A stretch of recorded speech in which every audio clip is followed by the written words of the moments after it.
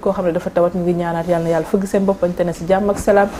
dellu si li nga xamante ne mooy seen i activité képp koo xam ne aussi caabi da laa féete ginnaaw moo xam ndax yaa def wala defoo yàlla na yàlla suturaal ba nga génn fa te suturaal ci lépp loo xam ne mën na laa faa delloo ñi nga xam ne aussi dañoo génn àdduna ñu ngi ñaanaat yàlla na suuf sedd seen kaw yàlla na yàlla xare àjjana ñi fi des yàlla yéexee leen may leen gudd fan wër gu yaram ak mucc bu rafet heure bi nag bu jotee rek l'équipe matinale Bonjour Sénégal s'installe pour vous accompagner jusqu'à 10h30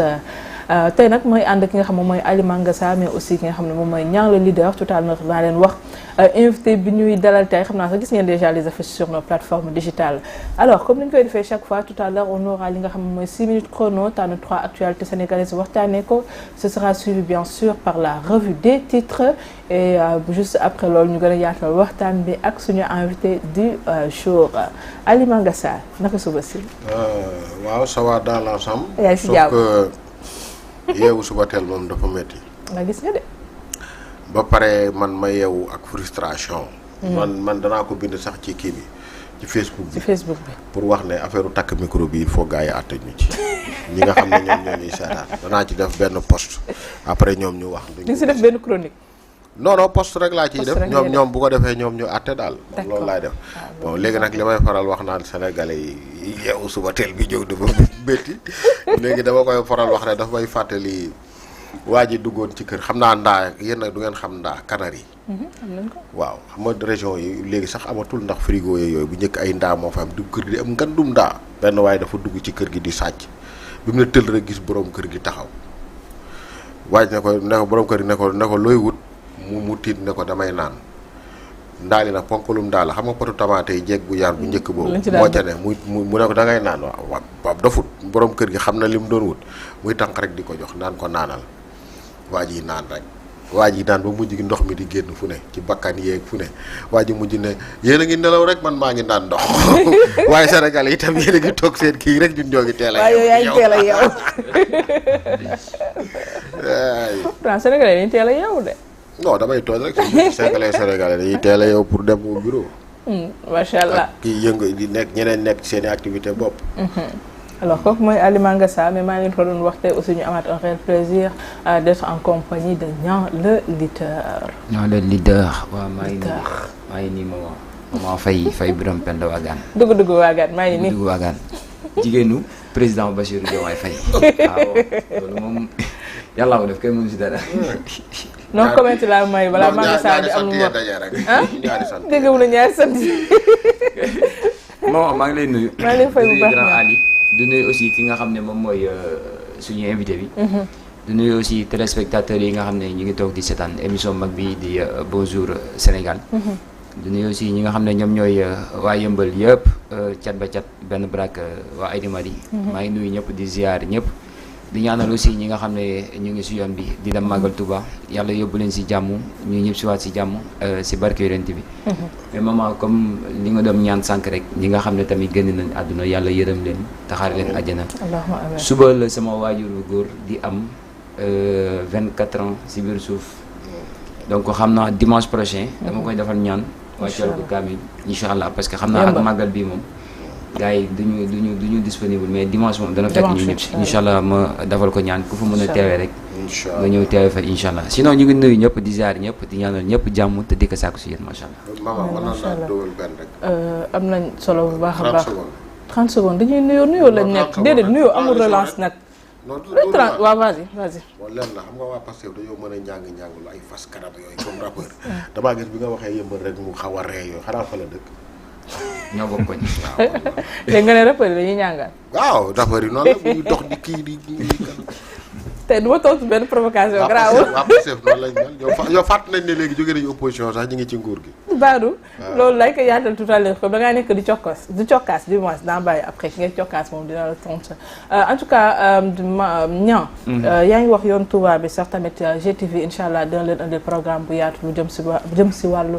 ci li nga xamante ne moom mooy màggal Touba 2024 incha allah sur la magie de la télé. alors tey ñuy dalal professeur Ibrahima Diop donc nekk conseil municipal à la mairie de Yeumbeul Nord comme li nga doon laaj tout à l'heure mais aussi nekk responsable Pastef nekk aussi chargé de la communication du mouvement des enseignants patriotes MONEP bu département Kër Massar tey moom la ñuy dalal monsieur Diop nuyu nañ la. Bonjour madame. ñu ngi nuyu ñëpp di nuyu ñu fekk ci plateau bi yëpp je pense que les chroniqueurs. ñu ngi leen di nuyu di rafetlu invitation bi c'est un plaisir que ñu teew ci plateau bi. di nuyu waa Yëmbal bi nga xam ne fa laay yeewoo di nuyu ñëpp waa département Kër Massar. di nuyu téléspectateur GTV yëpp. donc vraiment c'est un plaisir teew seen plateau tey voilà pour waxtaanee ci Sénégal. merci man da ngay noppee quoi nee la. non waa Pastef ñoo mel. waa Pastef yëpp waaw. non je ne crois pas. mi ngi noonu alors monsieur Diop tout à l'heure daañu dellu si waat gën a yaatal waxtaan bi ak yow en attendant dañuy bokk commenter li nga xamante ne moom mooy actualité yi gën a fës actuellement Manga Sarr su dee pare nga on va ñu door li nga xam ne mooy suñu 6 minutes chrono. Alors face à la presse le directeur de l'assainissement Omar Sène est revenu en détail sur le processus d'attribution de marchés de curage complémentaires. D'après lui, à la suite du retard constaté dans l'exécution des travaux de curage entamés par les entreprises Tawfekh Taysir pour la région de Dakar et Delgas pour les autres régions, Cheikh Tidiane Dièye a interpellé le DG sortant de l'ONAS, Cheikh Dieng, l'invitant à trouver une solution. Constatant qu'aucune diligence n'a été entreprise par ce dernier, monsieur Dièye a pris des mesures pour remédier au manquement. mu mel ne coowal ONAS ba léegi ñu ngi ci. waaw ñu ngi ci bon des fois li may faral wax di tooñ ma ne ñaari entreprise yi ñu ciy wax de ñoom seen tur yi moom daa neex Tawfekh ak Taysir moom ku ko am foog naa ne sa àdduna du bëri lu ciy naqari. bon beneen bi nga xam ne danaa ko wax mooy man démb déglu naa quand même conférence de presse bi nga xam ne ñi bokk ci ministère bi def nañ ko mais j'avoue que sincèrement je suis resté sur ma faim déception laa ci am parce que man li ma gis jusqu'à présent ils n'ont fait que rappeler affaire le code des marchés li mu wax juste man loolu laa gis loolu lañ fa à peu près loolu lañ fa wax ensuite dem donc concrètement man pour man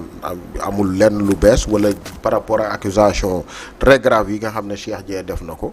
ñoom ñu indi ci ay loo xam ne da doon éclairer vraiment lanterne nit ñi en tout cas man moom personnellement man vraiment liñ gis démb daal gis naa ñoo xam ne ñëw nañ wax code des marchés ak affaire yu demee noonu. bon vraiment sax j'aimerais bien que ñi nga xam ne ay spécialiste la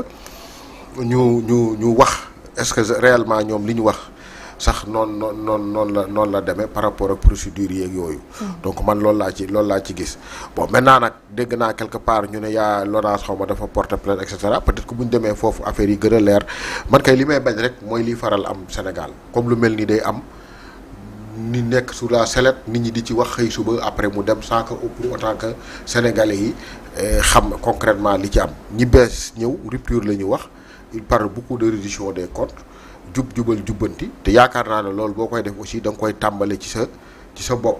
kenn waxul ne moom moo def wala deful li ñuy ki jiin sa morom ñun xamuñu ci dara mais nañu fexe ba nga xam ne danañ ko leeral ba nga xam ne nit ñi danañ xam ne kat lii nii la def bu fekkee ne ñi nga xam ne ku ci juum ñu sanctionné la. alors monsieur Diop vous êtes membre de PASTEF tey jii mu nekk coowal ONAS nekk coow boo xam ne dañ koy considéré comme benn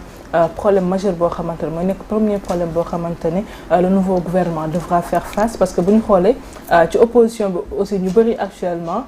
problème boobu la ñuy utiliser pour pouvoir attaquer le gouvernement. bon voilà moi je pense que c'est pas un problème je pense que épiphénomène la les urgences sont ailleurs. et comme ni mu ko waxee sànq une plainte sera déposée par l'ONAS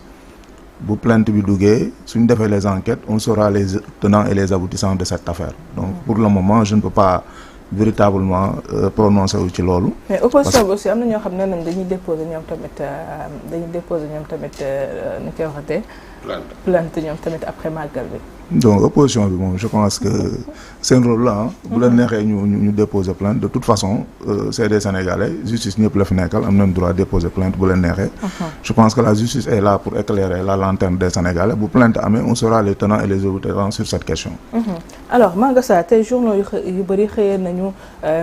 on va dire live bi nga xamante ne démb ki nga xam moom mooy responsable moom moo jiite parti PASTEF doon def alors pour le président du parti PASTEF, l'actuelle opposition doit s'affirmer et s'afficher car nous n'avons pas besoin d'une opposition entre guillemets sac à main et le Premier ministre estime que le gouvernement n'a pas besoin non plus d'état de grâce. waaw bon xam nga loolu li ma ci mën a wax bon am na côté boo xam ne c'est un peu compréhensible le premier ministre en même temps chef de Pastef il est dans mi ngi ci arène politique bi bon peut-être des fois tam envoyé ay pic nii à l'opposition loolu dépasse ça faut se concevoir mais man li nga xam ne fondamentalement gëm naa ko le nouveau gouvernement ñoom dañu ñëw annoncer lu rëy mooy ñoom dañu ñëw annoncer ne rupture la ñuy def ils ont parlé même d'anti-système xam nga démb sax fii bi ma nekk ci rédaction bi maa ngi tooñ quoi juste en farçant naan pour ñi doon démb ñi doon def conférence de presse ci affaire ONAS bi may tooñ naan c'est le système qui défend l'anti-système maintenant. noonu laa ko doon waxee quoi di tooñ. bon xam nga loolu bu fekkee ne da nga ñëw wax ne rupture ngay indi ñu ngay sari ay comme la souveraineté ay refondation. wax affaire yoo xam ne yu am solo la pour man. il faut que nga def loo xam ne day indi ci réew mi sérénité ak dal bu dee concrètement li ngay wooteem yaa ngi ci da ngay def sérénité ak dal nga mën a doxal mën a expliquer nit ñi ñu comprendre fi nga bëgg a dem parce que aujourd'hui ñoom ils avaient beaucoup parlé du projet man yàgg naa ko wax ne le projet peut-être ça a été un élément mobilisateur mais man gisuma projet Pastef te yàlla xam na ne man bon peut-être que je ne suis pas kii mais journaliste là aussi damay dugg di génn am na ñu ma xam ci dëkk bi et cetera je n'ai jamais vu kii gis nga finalement nee na ñu ngi koy bind discours de politique générale bi ñu doon xaar finalement ñëwul même bu fekkee ne foofu encore on peut pas leur mun ñu koo def reproche bi ce qui fait que même les gens on n'a pas encore une idée claire de ñii lan lañ bëgg muy benn ñoom dañu war a expliquer beneen bi mooy li may faral wax yow bu fekkee ne da nga woote lu bees y aura toujours des gens yu ci ànd am ñu ci àndul am ñu koy chahuter donc yow da ngaa war a def benn travail boo xam ne expliquer nit ñi ba mu dugg seen bopp nga mën a doxal nag te loolu pour mu am il faut que mu am sérénité. donc yow waroo nekk dans une logique boo xam ne peut-être da ngay attaquer wala da ngay wax loo xam ne day indiwaat ay coow ak yooyu. bon maintenant espérons que ne rek du contre-feu par rapport ak affaire ONAS bi. d'accord alors Niang monsieur Diop mi ngi wax tout à l'heure que ni les priorités sont ailleurs mais gis nañ ne démb premier ministre aussi xaw na lancé ay pic comme ni ko Manga Sa waxee opposition et que actuellement soo moytuwul d'ici les prochains jours loolu moo nar a nekk débat fii. waaw loolu moo nar a nekk débat mais te loolu mooy doon débat sax parce que le fait que premier ministre bu génnee def sortie xamal ne carrément opposition bi ñoom tamit dañuy génn. comme donc bu ñu génnee nañ jàpp ne tey durant semaine boobu yëpp wax ji loolu lay doon. mais su ma ñëwee tey damay poser la question naan Ousmane Sonko bu génnee ban casquette lay génnee day génn en tant que premier ministre lay waxee wala day wax en tant que leader Pastef. bu ñu xoolee comme Manga Sa lu mu wax changement la ñu woote anti système c'est-à-dire que tey lépp loo xam ne nekkoon na fi te amuloom jàmm wala amuloom avantage wala amuloom njëriñ. war nañ ko mën a teg à côté. nguur gi na juste 4 mois wala 5 mois am teg tey am na les priorités beneen bi aussi mooy moom en tant que premier ministre am na fi ñu koy xaaree lu si mel ni assemblée nationale. donc loolu yëpp mu nekk ay pàcc yoo xam ne war nañ ko mën a lijjanti mais sans autant tey mu ñëw taxaw en tant que tey un leader de Pastef wax ak ñi nga xam ne ñoom ñooy opposition bi. mais aussi Ousmane Sonko bu mu fàtte ne le président Bassirou Diomaye Faye a été élu par son biais. moom Ousmane Sonko parce que c'est par le biais de Ousmane Sonko lañ nommé Bassirou Diomaye Faye comme tey moom c'est un responsable boo xam ne tey fu ñu tuddee Bassirou Diomaye Faye dañ ko fay tudd comme waram na wone beneen image dal image stabilité Macky Sall benn côté damay naan am na lu mu war a xool si Macky copier ko xam nga mooy leen Macky kenn du ko wax ba mu génn tontu maanaam day toog fu muy toog di def lu muy def day def sans wax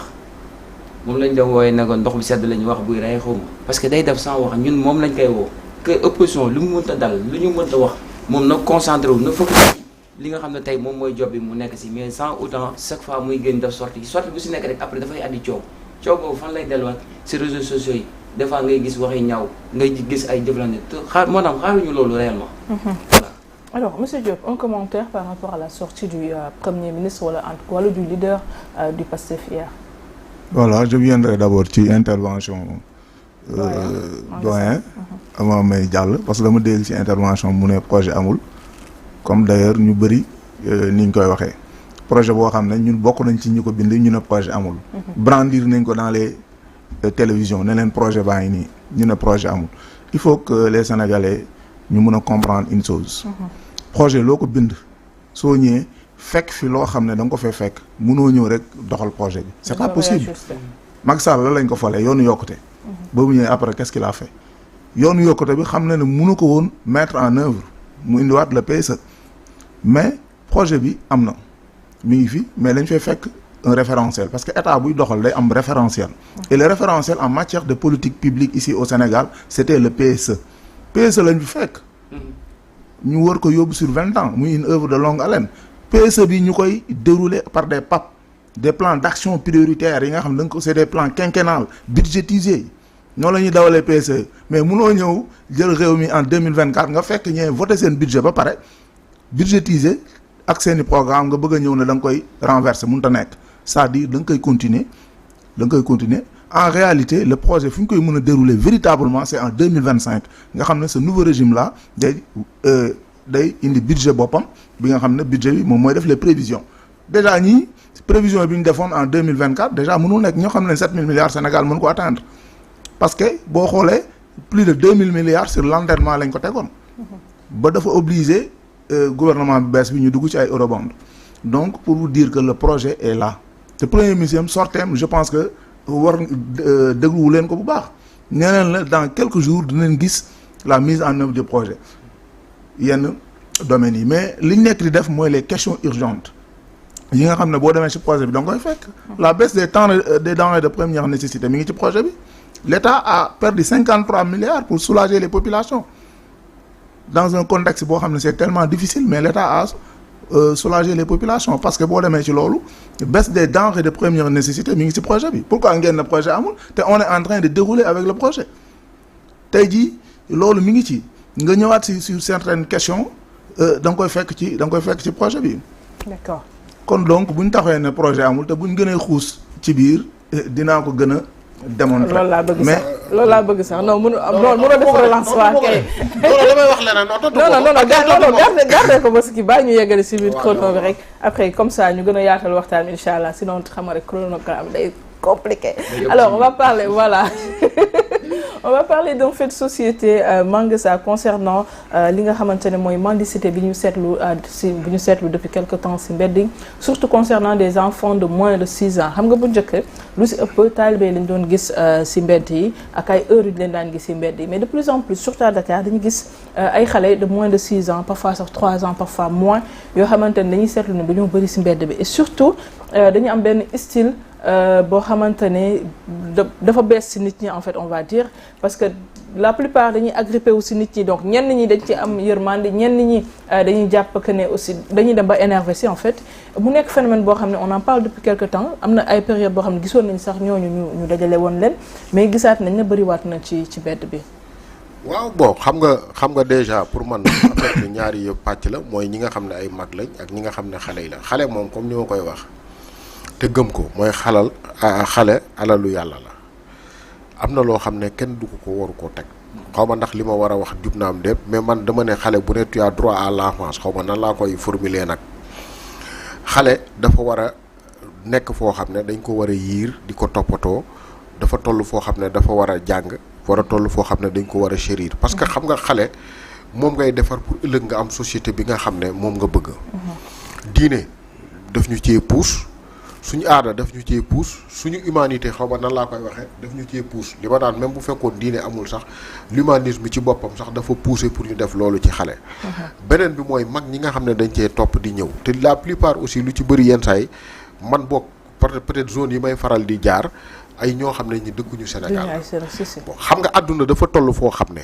am na loo xam ne nit waratu ko mën a nangu mooy même bu fekkee ne am nañ espèce CEDEAO am na lu bëri lu wax parce que nit ñoo xam ne fu ne la ñuy dugg di ñëw. des fois bon li may faral wax naan maladie yu bëri yi nga xam ne àdduna bi moom lañ faral seetlu ci jamono yii muy dem day tout le temps day tourner autour de l'hygiène. bon xam nga yooyu dafa xaw a délicat wax tele daal te yenn saa yi boo xoolee yenn yeeg yooyu ñu ñëw dugg si ak yu demee noonu mën na poser yeneen. beneen bi tam poser même des problèmes de sécurité encore une fois. bon aussi nit ville boo ko bëggee defar mu war a am benn xar kanam bi aussi am na loo xam ne rafetul ci xool.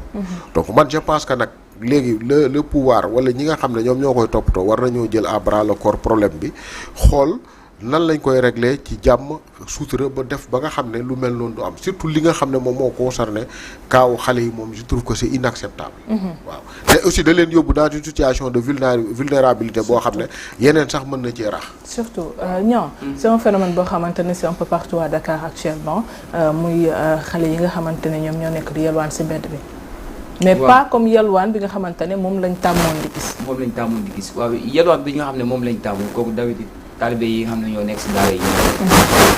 ñii di def yelwaan bi duñu ay taalibe parce que boo xoolee pratiquement ay xale lañ yoo xam ne dañuy ànd ak seen yaay toog si benn coin donc bu ñu gisee kuy ñëw ñu daw intercepté la téye sa loxo tàllal la di la laaj loolu nag je pense que liggéey état la parce que souvent dañ dem wax Sénégal xaw ma Dakar benn buntu la mais benn buntu la boo xam ne buntu bi amul caabi parce que fu waay neex aw kum neex mu dugg amul sécurité amul dara yow tey boo xoolee ñii di ko def nii duñu ay sénégalais de dëkkuñu fi parce que souvent sénégalais amul habitude bi ñii di ko def ñëpp tey ay étranger lañ mais étranger yooyu tey fan la ñu war a mën a jaar ba ñëw di ko def et pourquoi Dakar parce que tamit am na loo xam ne xëy na fii lañ ko gisee mooy tey nee nañ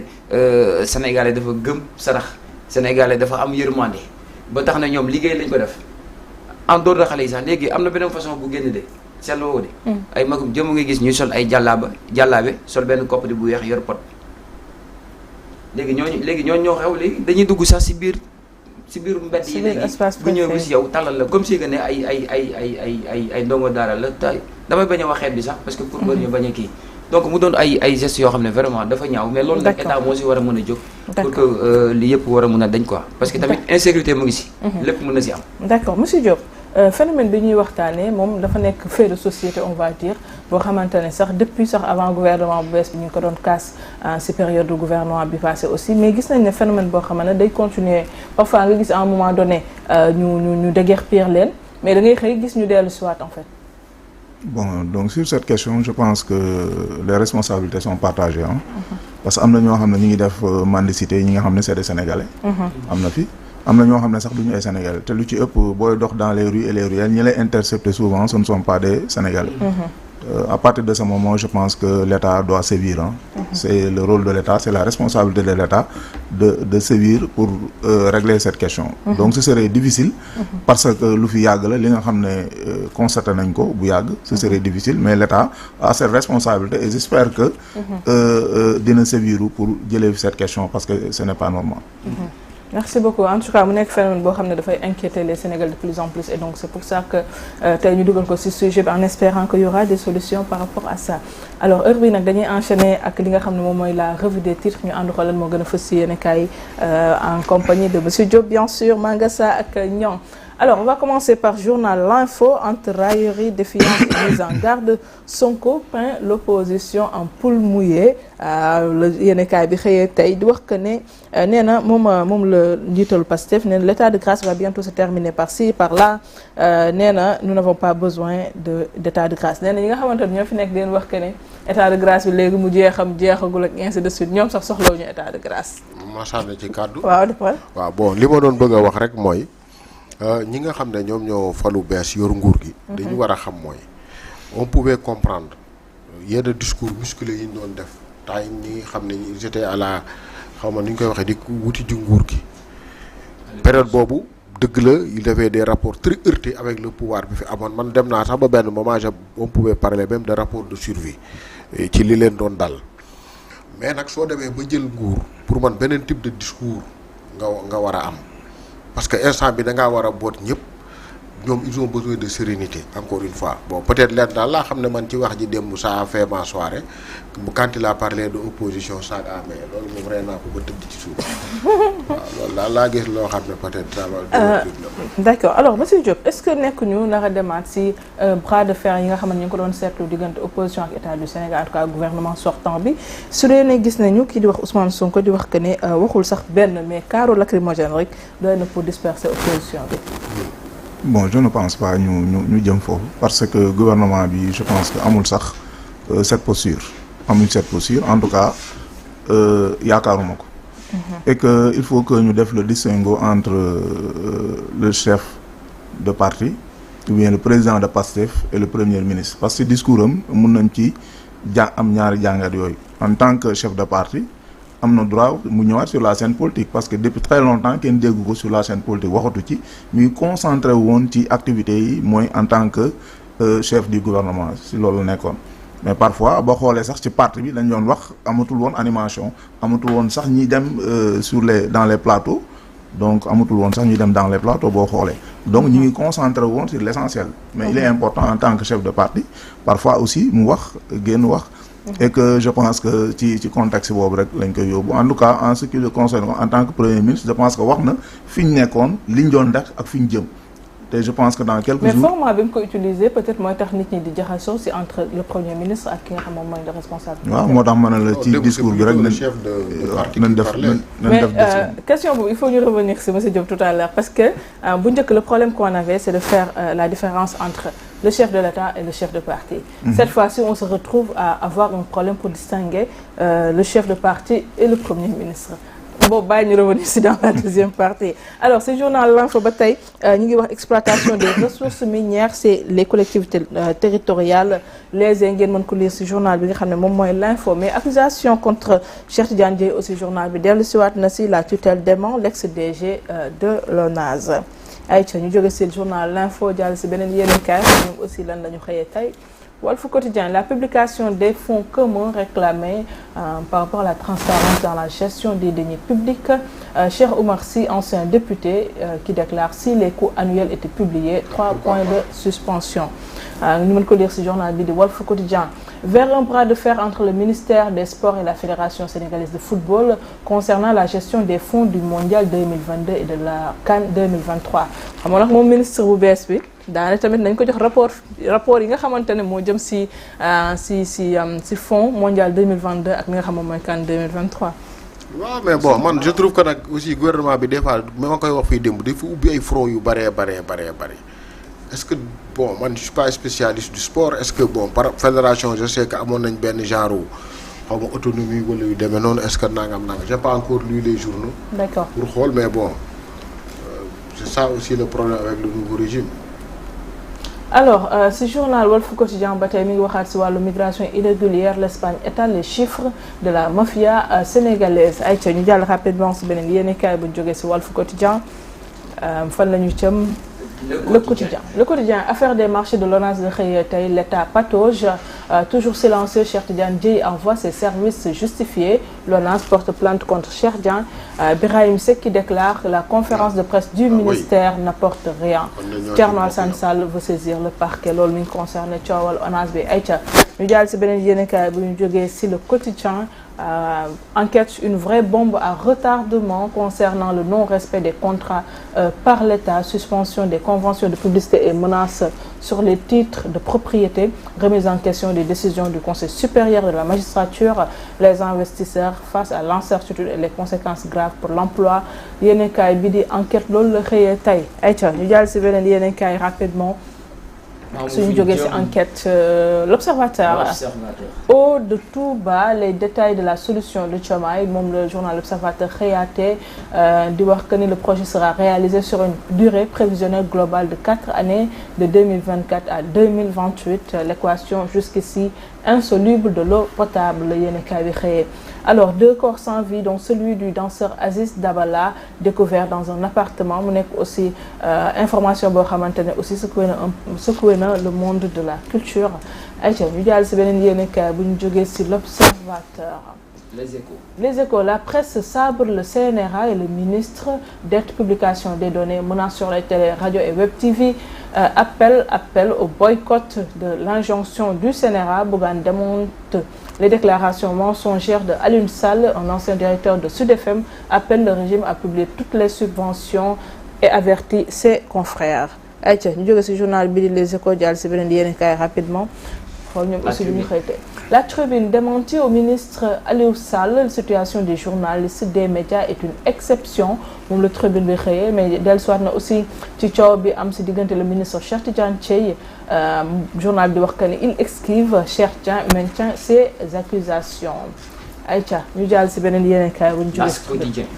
L'As quotidien ñaa mu nga xëyee ki nga xamante ne moom mooy Ousmane Sonko di wax que ne Sonko nargue l'opposition, rentrée politique sur fond d'attaque, une coalition triple XL législative en vue aussi. Journal bi xëyee na ko di wax autour de Khalifa, Bougane et Amadou Ba. Aïcha li quotidien ñoom ñi ngi xëyaatee scandalu l'ONAS du moins. Donc Cheikh Tidiane Dièye dans la tourmente, le ministre défile et laisse le soin aux techniciens d'animer la conférence de presse. Birahim Seck du Forum Civil qui déclare: les techniciens de l'ONAS ne nous apprennent rien, tout ce qu'ils ont eu à dire, le docteur Cheikh Dieng l'avait déjà dit. Aïcha. La lutte des deux Cheikh. Waaw des deux Cheikh de Aïcha. Bés bi le jour. Bés bi le jour mi ngi wax loin de la réponse bi ñu bëgg réplique des services de Cheikh Tidiane Dièye à Cheikh Dieng moom la yéenekaay bi xëyaatee tey, mais aussi di wax dossier urbanisation et habitat à Touba sans borne. Yéenekaay bi revenir na ci bu baax a baax di wax aussi activité politique, le projet traque des biens mal acquis, Sonko lance sa campagne. Aïcha yu jàll si beneen yéenekaay. Source A mi ngi wax l'un paye le billet d'avion pour l'autre quand le ministre de l'hydraulique et de l'assainissement Cheikh Tidiane Dièye et le désormais ex-DG de l'ONAS Cheikh Dieng étaient en odeur de sainteté. Yéenekaay bi dellu soit na bu baax di wax aussi le ministère de l'hydraulique sur les passations de marché de l'ONAS, Cheikh Dieng accablé. Pour participer au renouvellement du parc automobile, le DER débarque avec un programme de financement de 50 taxis, près de 400 millions casqués. Aïcha ñu jàll si beneen yéenekaay. Vox Populi. Vox Populi, soxna Faty Diambaké, la pilleuse à la découverte de la fille aînée de Cheikhoul Khadim, moom le journal bi xëyee tey lépp si fàttali comme que dañoo jëm si li nga xamante ne moom mooy màggalu Touba. Alors Vox Populi ba tey, Sonko reprend le combat politique et les menaces. Journal bi nga xamante ne moom mooy Vox Populi moo ko xëyee daa ngi revenir tout à l'heure ay ki nga xamante ne moom mooy monsieur Diop. Journal bi dellu soit na si décès wu ki nga xam ne moom mooy le danseur Aziz Dabala nga xamante ne yéenekaay mi ngi wax ne dañ ko rey moom ak colocataire am si appartement ba ñu dëkkoon. Des plaintes sur la table du procureur et guerre des communiqués, scandale des marchés de curage des canaux de l'ONAS. Journal bi di Vox Populi dellu siwaat na ci. Ayca ñu jàll si beneen yéenekaay bu ñu jógee si Vox Populi. Record lañ jëm day ñaaw. Record wax wàllum sport. Al Azhar, Sadio Mané à Al-Ittihad, info erronée selon les conseils. Un départ n'est pas l'ordre du jour. Donc mi ngi noonu sama Sadio Mané boo xoolee daanaka semaine bi yëpp ñu ngi doon waxu départ am. Donc nag conseil moom nee na actuellement waxaguñu waxu départ donc nañ lijjanti beneen situation ba pare. te contrat bi ba 2020 ba juin 2027 mais xam nga boo xoolee contrat jour yi aajowul si 2027 la war a jeex. parce que tey équipe bu la bëggee forcément bu ñu waxtaanee jiwoo rek. mën nga dem dagg sa contrat. voilà donc ñoom si waxu contrat bi la ñu wax. waaw. wàllum basket mondial 2026 tournoi pré-qualification, les Lions renversent le Brésil et passent en demi-finale. waaw loolu macha allah. macha allah di leen di félicité bu baax a baax a baax. ay jàmbaar la ñu am. ayca ñu jàll si beneen yeneen kaay wala ceex na la record la ñuy tëjee ok alors Pikine, le danseur Aziz Dabala et son colocataire retrouvés morts dans leur appartement moom lañ doon wax tout à l'heure yenn kaay yu bëri moom la ñu xëyee tey ñu si ñuy déjà jaale bu baax di massawu le monde de la culture parce que acteur la woon mais aussi danseur en même temps gis nañ ko série yu bëri yoo xam ne joué na ko ak clip yu bëri yoo xam ne aussi ràññee woon nañ ko si moom Aziz Dabala nga xam ne turam dëgg di Abdoul Aziz Ba di espérer que aussi la lumière sera faite sur cette affaire là en tout cas ñu koy jaale ay mbokkam bu baax a baax moom ak keneen ki nga xamante ne moom la ñu retrouvé waale si appartement. Locataire. Aïcha loolu moo nekkoon la revue des titres du côté de la régie c'est ok on revient sur le plateau voilà pour continuer suñu débat ak suñu invité du jour monsieur Diop lay wuyoo moom nekk responsable PASTEF mais aussi nekk conseiller municipal à la mairie de Yeumbeul Nord nekk aussi chargé de la communication du mouvement des enseignants patriotes MONEP bu département Kër Massar monsieur Diop. Mangasa mi ngi wax tout à l'heure Diop yaa ngi fi yaa ngi ak ñun alors ku mel ne Momo Rasfal en tout cas mi ngi lay nuyu bu baax nee na vous êtes vraiment un bon conseil municipal tout à l'heure sax affaire conseil municipal boobu daañu si dellu si on va juste parler quelques minutes rapidement par rapport ak parti Pastef avant ñuy dellu si en tant que conseil municipal. Alors monsieur Diop Mangasa mi ngi wax tout à l'heure lu mu seetlu wala lu mu jàpp en tout cas mooy gouvernement bees bi di tijjeendoo front yu bëri en même temps. bon voilà maa ngi koy dégg bon je ne pense pas que mu tijji fonds parce que état si boppam dafa am nu muy doxee loolu il faut ñu xam ko je pense que quand le premier ministre parle de la reddition des comptes loolu c'est normal et que reddition des comptes ñu dañoo war a xam ne c'est une loi supranationale parce que c'est la directive 7 donc de l'UEMOA moo ko institué en 2014 le Sénégal ne peut pas se développer seul il est obligé de s'aligner aux standards internationaux